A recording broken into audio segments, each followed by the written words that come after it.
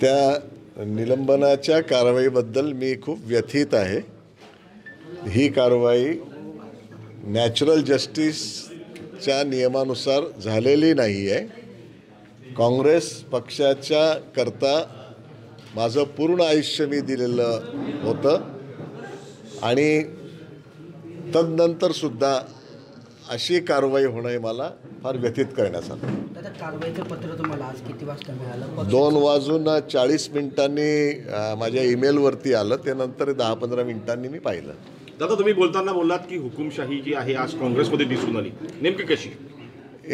एकाधिकारशाही म्हणजे कुठलीही माझ्याशी कोणी चौकशी न करता नॅचरल जस्टिस असतं ना काहीतरी, तसं न होता ही एकाधिकारशाही झाल्यामुळेच काँग्रेस तळाला चाललेली आहे.